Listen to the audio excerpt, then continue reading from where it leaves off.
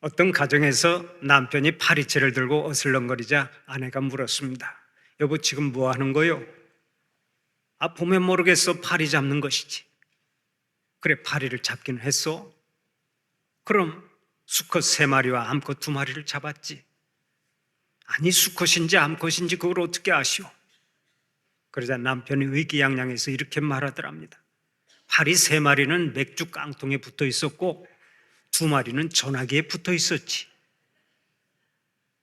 해석은 자유입니다만은 어쨌든 이 남편은 파리도 각각 자기가 관심 있는 곳에서 논다는 얘기를 하고자 했던 것이죠.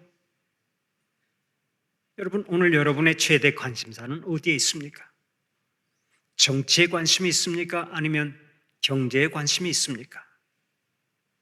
불과 5일 전까지만 해도 우리나라 사람들의 최대 관심사는 누가 제21대 대통령이 되느냐에 있었을 것입니다.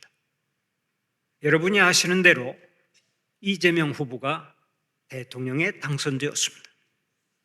소년공이었던 이재명 씨, 너무나 가난하고 힘들어서 2번이나 자살을 기도했던 이재명 씨, 수도 없이 고소고발을 당하고 목에 칼을 맞았다가 기적적으로 살아난 이재명 씨가 마침내 대통령에 당선된 것입니다. 흔히 금수저, 은수저, 흙수저를 얘기합니다마는 이재명 대통령은 밥 먹을 때 사용하는 수저도 없어서 자신은 무수저라고 고백한 바 있습니다. 그런데도 그는 그 지독한 가난과 싸우면서 온갖 시련을 극복하고 마침내 대통령이 된 것입니다. 이재명 씨가 대통령이 되자 미국의 타임지는 이렇게 말했습니다. 그는 위기의 한국을 구할 유능한 리더다. 특히 가난과 고난을 극복한 경험을 바탕으로 국민의 고통을 진정으로 이해하는 대통령이 될 것이다. 그리고 국익 중심의 실용주의 외교를 통해 한국과 미국 모두에게 이익이 되는 협상을 끌어낼 것이다.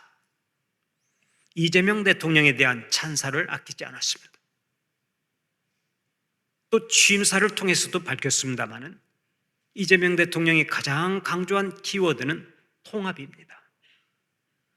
그는 누구를 지지했던 모두의 대통령이 되겠다 하고 말하면서 정쟁의 정치를 끝내겠다고 선언했습니다.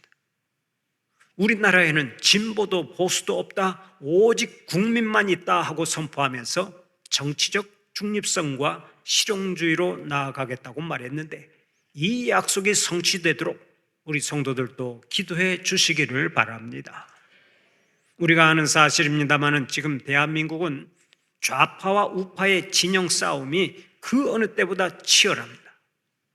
국민 갈라치기를 이용해서 덕을 보려고 하는 정치가나 사이비 목사들이 많아지면서 우리 국민들이 전부 다 좌우 진영 싸움에 휘말리고 있습니다.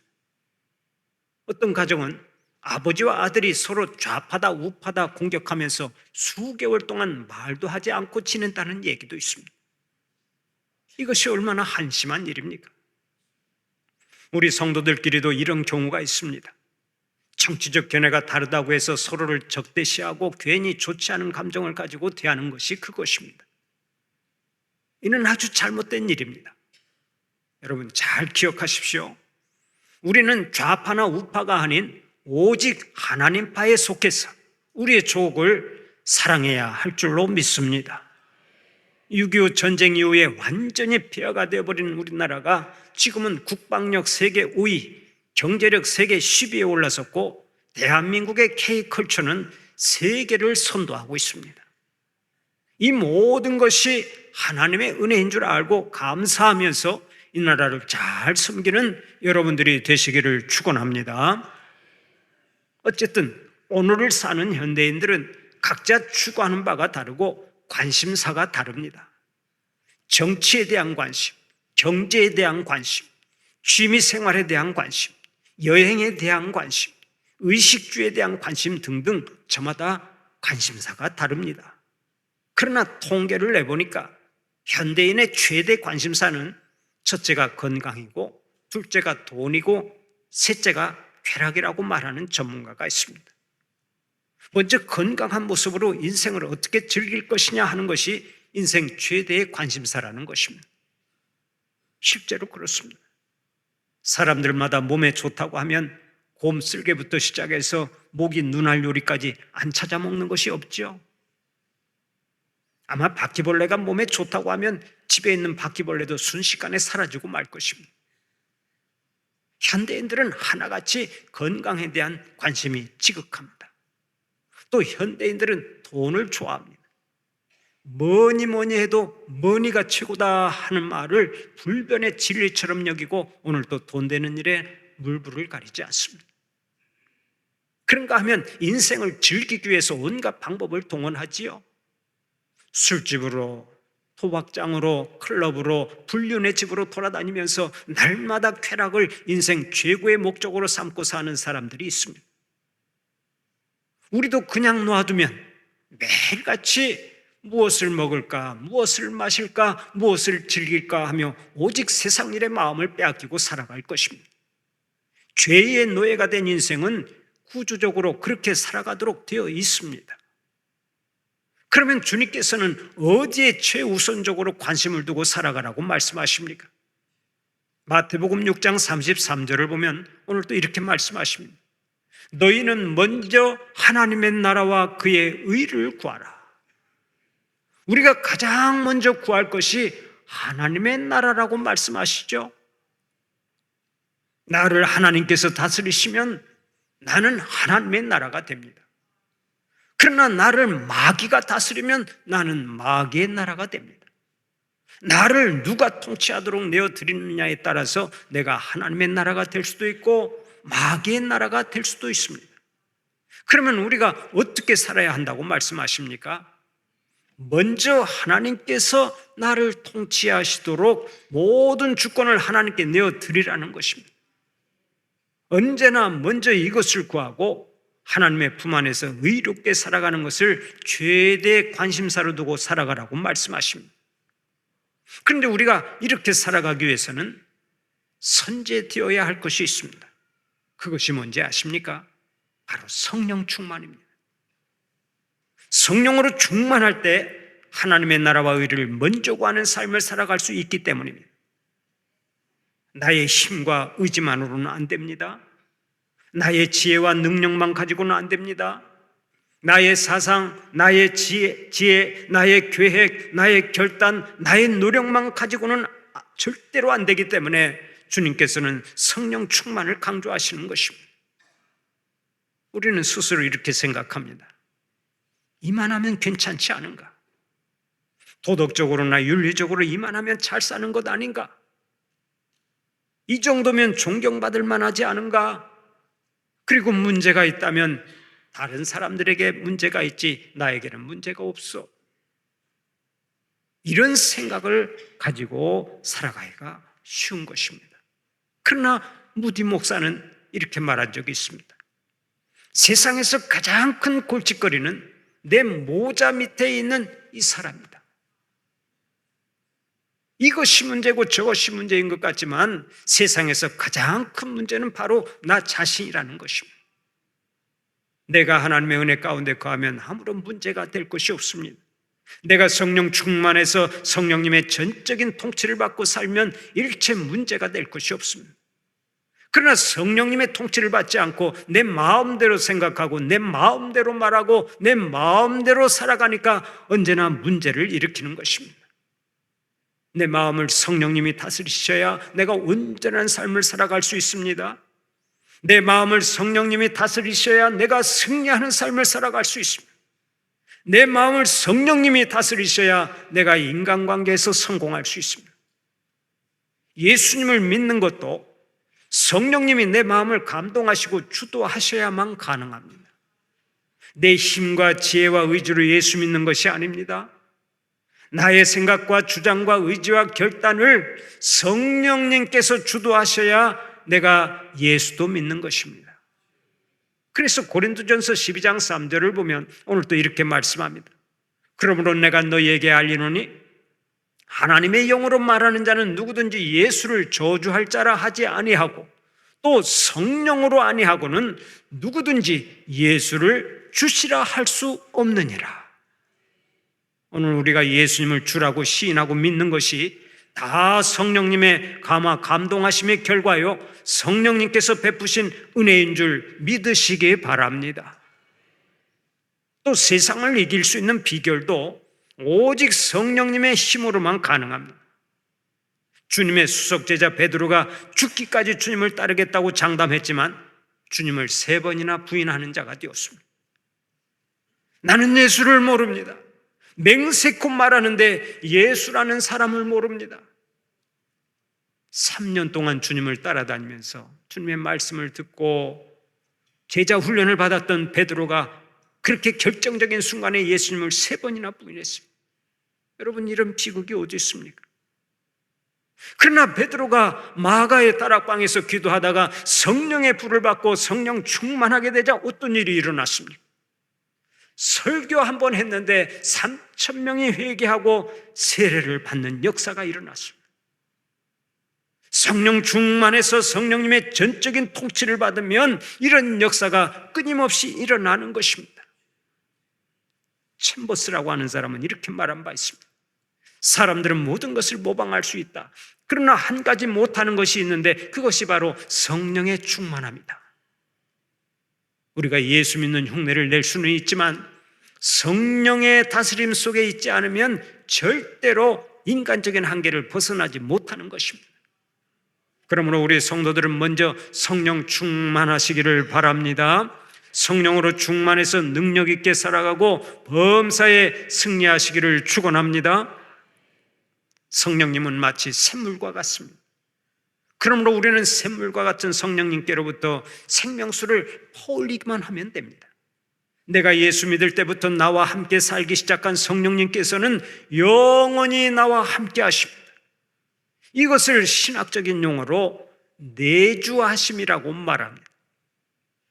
안내자와 살주자를 써서 성령님이 내 안에서 영원히 함께 사신다라고 말하는데 이것이 얼마나 감사한 일입니까? 우리 성도들은 예수를 믿는 순간부터 성령님이 내주하시는 엄청난 복을 받게 되는 것입니다. 잊지 마십시오. 우리는 성령님을 모시고 사는 거룩한 주님의 백성들입니다. 지금 이 순간에도 성령님께서 나와 함께 사시는 거라고요. 그런데 내주하시는 성령님께로부터 끊임없이 지혜와 능력을 공급받지 못하면 얼마나 억울한 인생이 되겠습니까? 무한한 자원을 두고도 전혀 활용하지 못한다면 그보다 불행한 일이 없는 것입니다. 1930년대에 있었던 일화가 하나 있습니다. 미국 텍사스주에 예이츠 풀이라고 하는 사람이 목장을 경영하며 살았습니다. 그런데 사업이 잘못되면서 목장까지 팔아야 할 위기가 찾아왔습니다. 가족들의 의식주도 해결할 수 없어서 정부의 보조금으로 근근히 살아가야 했습니다. 그랬던 어느 날 석유회사에서 나온 지질조사단이 그의 목장에 석유가 매장되어 있을 것 같다며 시추작업 허가를 요청했습니다. 그러자 예이츠는 별 기대 없이 계약을 했는데 거기서 놀라운 일이 벌어졌습니다. 예이츠의 농장에서 석유가 쏟아져 버린 것입니다.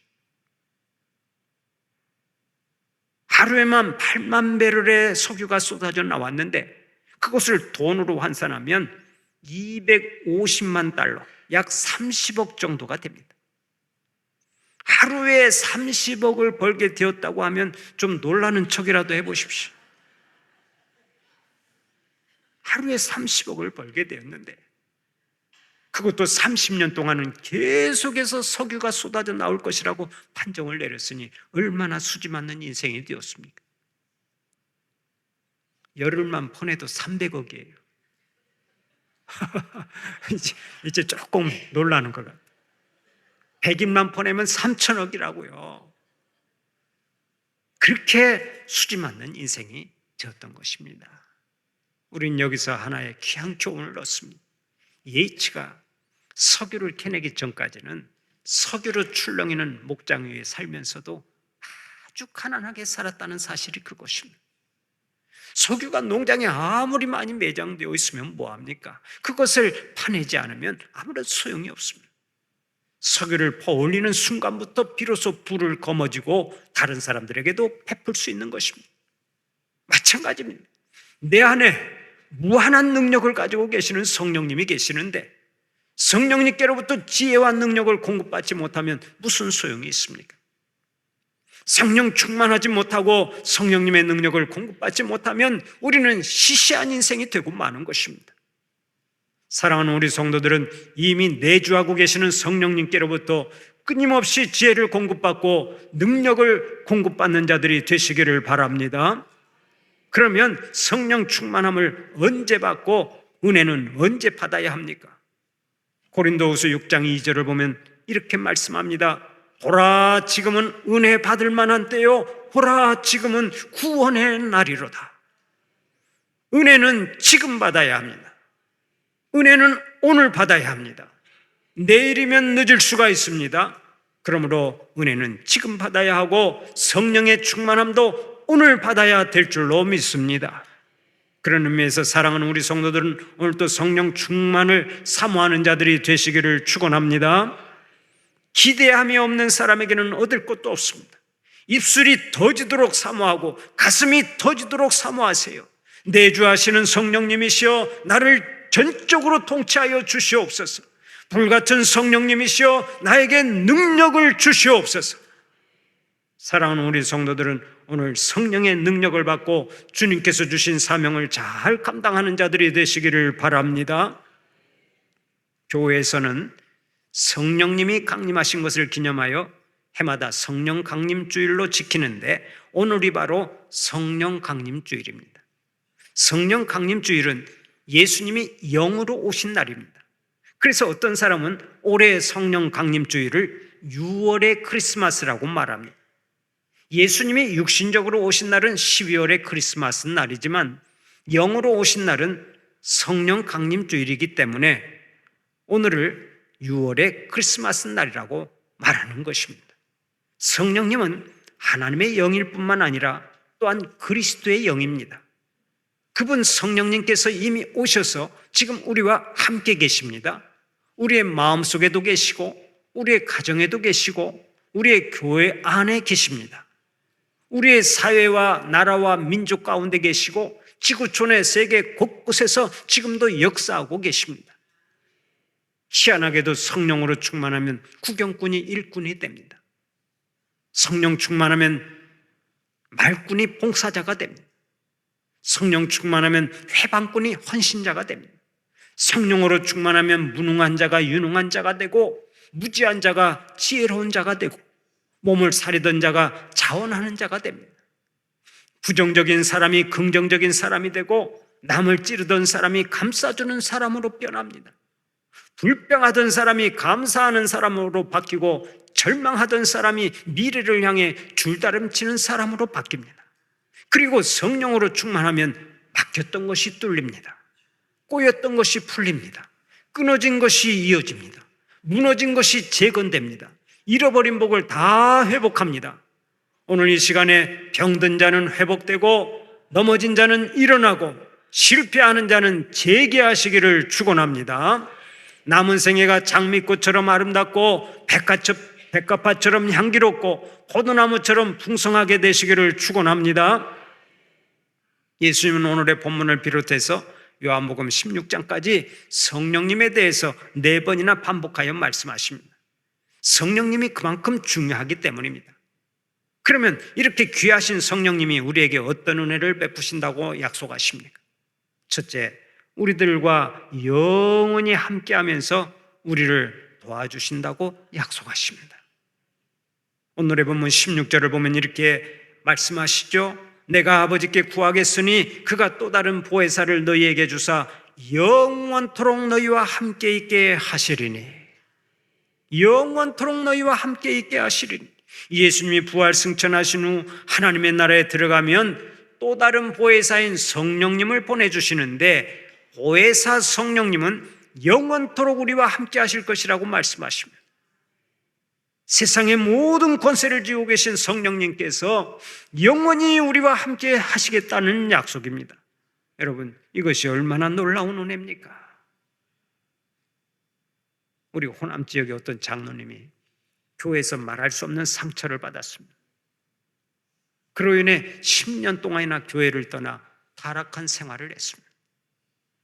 교회에서 상처받았다고 세상으로 가면 안 됩니다.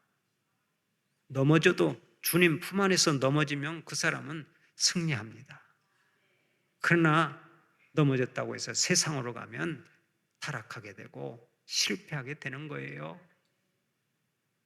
어쨌든 이 장로님이요, 교회에서 상처받았다고 세상으로 나가서 술에 취해 살아가게 되었는데, 어느 날 또 술집에서 술을 마시며 시간을 보내고 있을 때 옆에서 점을 쳐주던 점쟁이가 갑자기 소리를 쳤습니다. 여기에 예수 믿는 사람이 하나 있는데 제발 좀 나가주시오. 도대체 점괘가 안 나옵니다. 그러자 사람들이 웃으면서 말했습니다. 아이고, 술집에 무슨 예수쟁이가 있겠나? 그러나 점쟁이는 계속 말했습니다. 아니요, 여기에 예수 믿는 사람이 하나 있습니다. 그에게 있는 영이 나를 괴롭히고 있습니다. 어서 나가주세요. 점쟁이는 그렇게 말하면서 장로님을 뚫어지게 쳐다보았습니다. 장로님이 너무나 민망했습니다. 장로가 술집에 앉아서 술을 마시는 것이 너무나 부끄러웠습니다. 결국 술집에서 뛰쳐나왔습니다. 그리고는 큰 나무 밑으로 가서 나무를 붙잡고 통곡하면서 기도했습니다.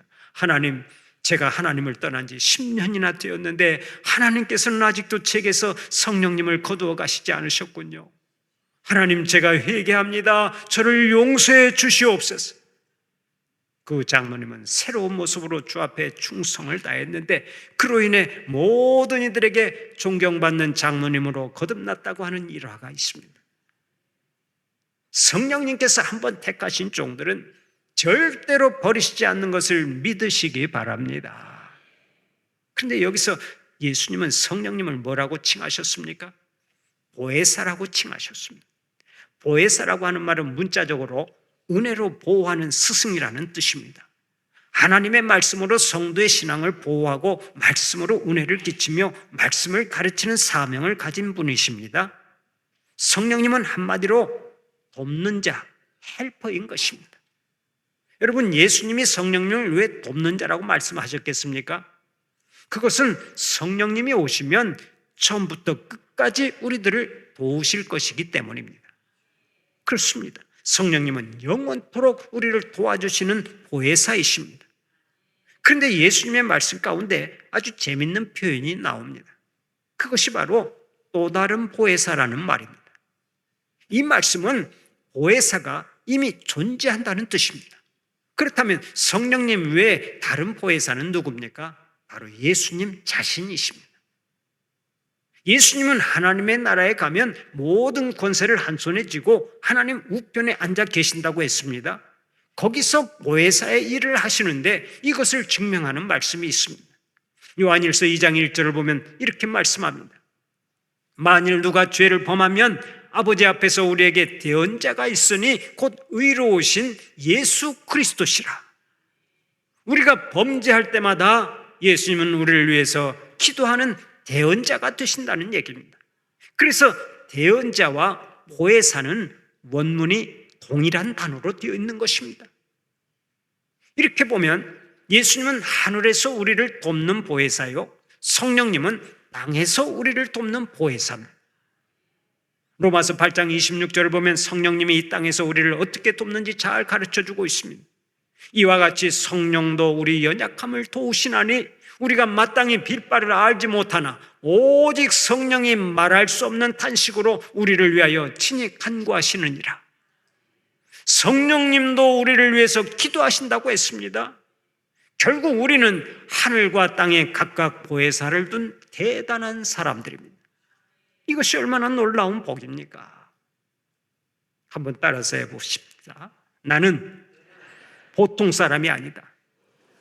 하늘과 땅에 보혜사를 둔 사람이다. 아멘입니까? 우리는 하늘과 땅에 각각 보혜사를 둔 사람이라고요. 그러니 보통 사람이 아니죠.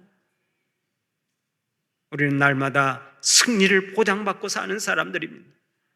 보혜사를 둔 성도들답게 이 땅에서 항상 당당하게 살아가면서 모든 일에 승리하시기를 축원합니다.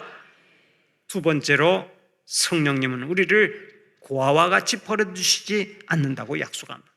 오늘의 본문 18절을 보면 이렇게 말씀하죠. 내가 너희를 고아와 같이 버려두지 아니하고 너희에게로 오리라.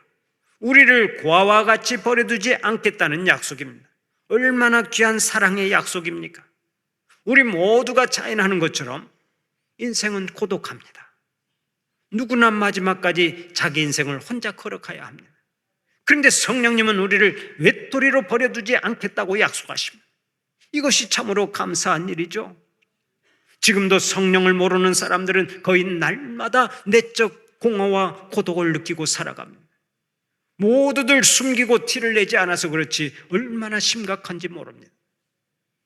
한번 세상 사람들을 잘 살펴보세요.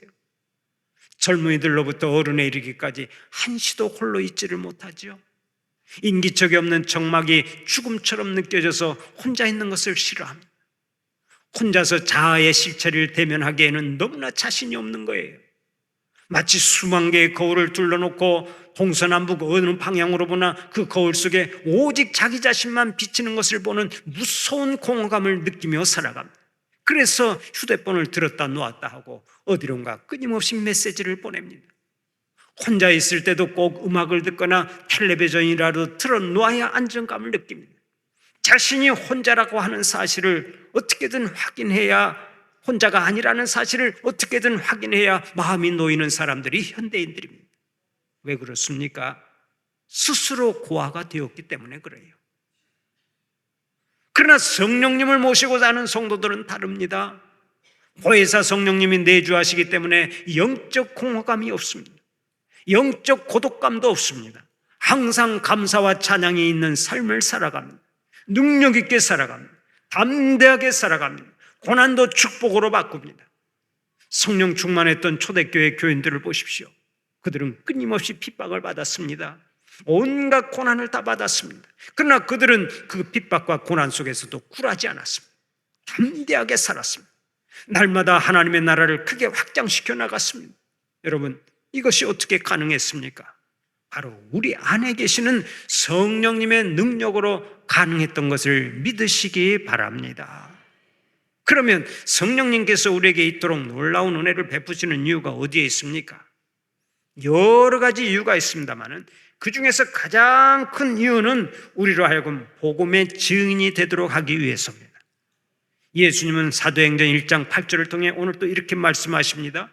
오직 성령이 너희에게 임하시면 너희가 권능을 받고 예루살렘과 온 유대와 사마리아와 땅끝까지 이르러 내 증인이 되리라. 또 사도행전 4장 31절에서는 성경이 이렇게 증언합니다. 무리가 다 성령에 충만하여 담대히 하나님의 말씀을 전하니라. 성령의 사람들은 어디를 가든지 하나님의 말씀을 전했습니다. 복음의 증인이 되어 살았습니다. 하나님의 나라를 크게 확장시켜 나갔습니다. 이제 이 사명이 우리에게 주어진 것입니다. 오늘의 시대는 성령님의 시대입니다. 성령님이 은혜를 주시고 싶어서 견딜 수 없어 하는 시대입니다. 사랑하는 우리 성도들은 이미 내주하신 성령님의 은혜로 범사에 승리하는 자들이 되시기를 바랍니다. 또 하나님을 향해서는 기도의 문이 열리고 여러분 자신을 향해서는 축복의 문이 열리고 이웃을 향해서는 전도의 문이 활짝 열리는 복이 있기를 간절히 축원합니다.